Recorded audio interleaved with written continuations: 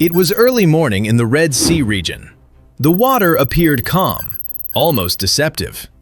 Commercial shipping lanes moved as usual. No alarms, no visible confrontation. But beneath that surface-level calm, something had quietly changed. Military analysts noticed an unusual pattern forming, not through explosions or emergency broadcasts, but through data points, movements, and timing. No warning shots were fired. No official statements were issued. Yet according to multiple defense assessments, an invisible strategic line may have been tested. At first glance, the activity appeared routine, consistent with long-standing regional behavior. But analysts suggest this moment carried a different strategic weight, not because of what was seen, but because of what wasn't. So what exactly did defense experts detect here? Why are strategic analysts quietly paying attention? And what signal might this move be sending, not just regionally, but globally? To understand why analysts are focused on this region, we need to step back. The Red Sea is not just a body of water. Military doctrine identifies it as one of the world's most strategically sensitive maritime corridors.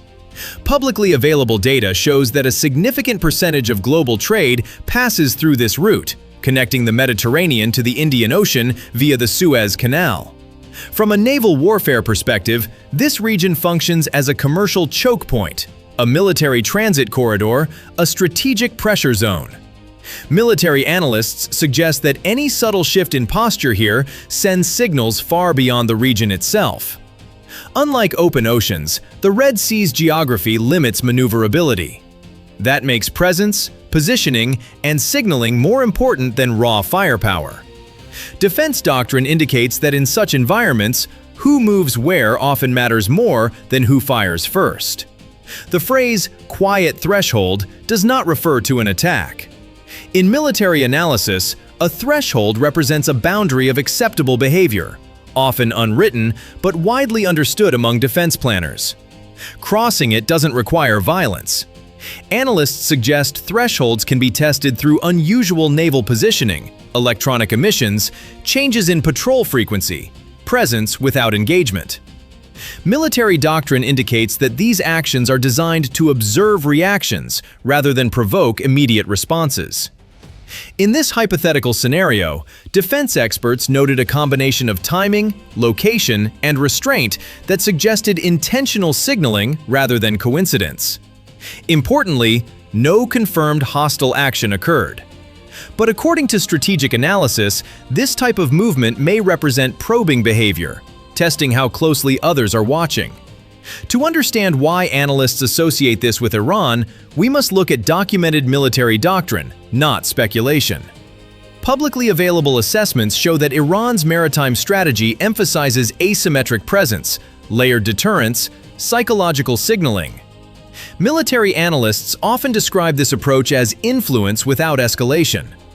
Rather than direct confrontation, doctrine suggests the use of limited deployments, proxy observation, strategic ambiguity. This allows a state to remain below the threshold of conflict while still shaping the strategic environment. Defense experts note that such doctrine is particularly effective in constrained maritime zones like the Red Sea. Again, this analysis does not claim a live operation, only that observed patterns align with known strategic behaviors. One of the most misunderstood aspects of modern warfare is silence. Military doctrine increasingly treats silence as a tool, not an absence. Analysts suggest that no announcements, no official responses, no visible reactions can be just as meaningful as loud shows of force. In naval strategy, silence often forces opponents to reveal more through surveillance, tracking, and response posture. Publicly available intelligence theory indicates that silence shifts the burden of escalation onto observers. If nothing happens, questions emerge. If something happens, intentions are exposed. This is why defense experts emphasize that not responding can sometimes be the most strategic response. Contrary to popular belief, analysts are not watching for dramatic events. They are watching for changes in patrol spacing, adjustments in escort formations, surveillance aircraft patterns, communication frequency. These indicators help analysts assess whether a move was symbolic, exploratory, or preparatory. Military doctrine indicates that when multiple indicators shift together, even subtly, it warrants closer attention. In this hypothetical framework, analysts suggest the focus is not on a single actor, but on regional reaction patterns. Who adjusts first? Who stays silent? Who increases observation? Those responses often matter more than the initial move itself.